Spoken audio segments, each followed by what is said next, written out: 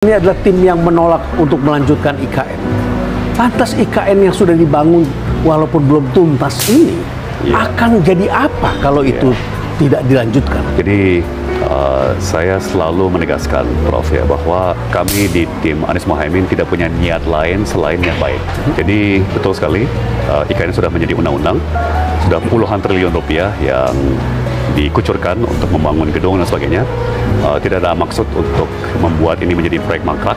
Ya, kita sangat peka terhadap reputasi Republik di kancah internasional. Kembali kepada masyarakat, kepada publik, bahwa publik itu diberikan data, informasi, ya, supaya ada diskusi publik yang terbuka.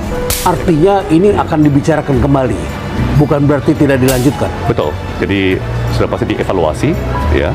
Menurut kami saat undang-undang IKN itu dibuat itu sangat tergesa-gesa, cepat sekali, ya, tanpa ada konsultasi publik yang lengkap. Sekarang belum terlambat untuk mengadakan konsultasi publik tersebut. Kalau publik mengatakan tidak, kita selalu pasti harus mencari kompromi yang rada optimal. Sudah pasti akan direm. Ya, cuman seberapa keras diremnya.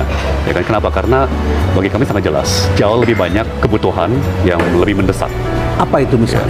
Keprihatinan utama masyarakat saat ini adalah harga-harga biaya hidup, kebutuhan pokok, ya kan, pangan. Harga gula sudah naik, beras sebelumnya sudah naik, ya. Betul, jadi harga kalau pangan, tahun-tahun sebelumnya adalah minyak goreng, tahun ini adalah beras, bahkan air bersih, biaya kesehatan, kemudian biaya pendidikan, ya kan. Jadi kalaupun kita punya ratusan triliun, ya, hemat kami lebih baik itu dipakai untuk menyelesaikan atau menuntaskan masalah-masalah yang kita hadapi sekarang yang mendesak stunting. Ya, stunting tentunya, tapi yang dirasakan sekali oleh masyarakat saat ini adalah harga pangan, harga biaya hidup, lesunya lapangan kerja, lesunya penghasilan, ya kan. Nah, cuman beberapa contoh saja sebagai ilustrasi, ya, Prof. Kan anggaran IKN itu yang sudah dianggarkan, ya, yang sudah dianggarkan 460 triliun. Ya, sebagai perbandingan, Prof, ya, hanya 3% dari dana IKN itu atau setara 13,5 triliun bisa memperbaiki 80.000 gedung sekolah di seluruh Kalimantan. Proporsi gedung sekolah yang dalam kategori rusak berat cukup tinggi. Kemudian katakan hanya 2% dari anggaran IKN atau kira-kira 10 triliun itu bisa menyediakan untuk air bersih 2 juta penduduk Kalimantan. Itu menjadi lebih prioritas seharusnya. Biar masyarakat yang menilai. Jadi biaya tidak sebesar itu, tapi sudah bisa menyediakan air bersih yang memadai untuk masyarakat. Ke seluruh Kalimantan, ya kan? 1% atau 4,5 triliun bisa menyediakan transportasi murah dan mudah untuk semua kota-kota di Kalimantan. Kota-kota di Sumatera juga punya kebutuhan. Kota-kota di Sulawesi juga punya kebutuhan. Kota-kota di Maluku, Papua, Nusa Tenggara juga punya kebutuhan. Maka dari itu, Pak Anies sudah menyampaikan, daripada bangun satu titik di Kalimantan Timur, kita membangun sekurang-kurangnya 14 kota besar di Indonesia. Kemarin Pak Mohaimin sudah mengembangkannya lebih lanjut, mengatakan 40 kota.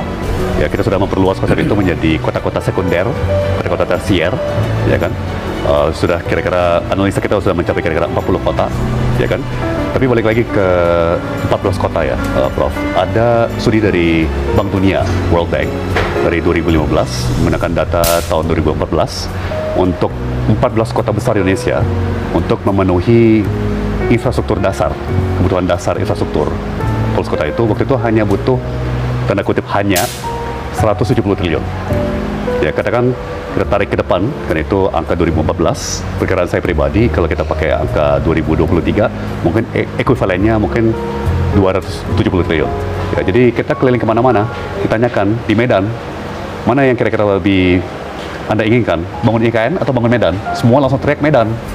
Kita ke Banjarmasin, ya kita tanya yang sama, kita mau bangun Banjarmasin atau kita mau bangun IKN? Semua itu Banjarmasin. Pak Tom, ya. Tapi ada kritik dari Francis Fukuyama yang sangat menarik, ya, bahwa dunia belakangan ini sudah mulai menjauh dari demokrasi, ya, Francis Fukuyama. Tapi lebih spesifik lagi dia katakan dulu sebetulnya setelah Perang Dingin berakhir, robohnya tembok Berlin 1989 pada tahun 1990-an. Anomali. Ya, dia menyebutnya the end of history, the end of history. Berakhir sejarah dan and the last man.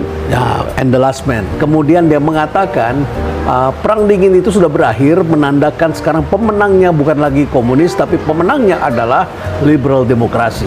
Tetapi sekarang dia mengatakan pemenangnya hari ini sudah makin jauh dari demokrasi. Pemenangnya hari ini adalah populis nasionalisme. Yang seperti itu yang kita ketahui sudah menguasai di banyak negara ya. Nah, kalau cara seperti ini bukankah kita mengembalikan lagi pada populisme? Jadi pemimpin tidak menerapkan arah ke depan bangsa ini, tetapi lebih kepada menanyakan kepada rakyat di sini. Tentu mereka akan mengatakan kepentingannya. Pendekatan populis bukan seperti itu. Saya kira ini justru lebih demokratis karena pendekatan kami adalah bottom up.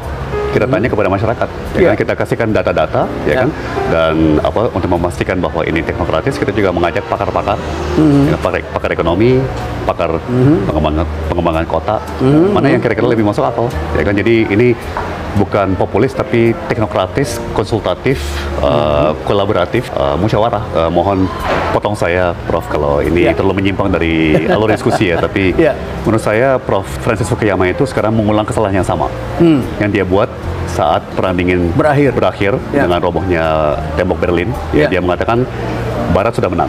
Ya kan, itu ternyata tidak Ternyata China juga memiliki kekuatan. Itu sebuah kesimpulan yang terlalu dini. Ya kan, ternyata 20 tahun kemudian, 30 tahun kemudian, justru negara-negara otoriter ya seperti China, ya, Rusia ya lagi tanda kutip berjaya ya. Nah sekarang memiliki economic power. Tiba-tiba Francis Fukuyama mengatakan, mereka ternyata mereka pemenangnya. Nah, menurut saya ini justru sudah puncak daripada tren itu. Sebentar lagi pendulum akan kembali.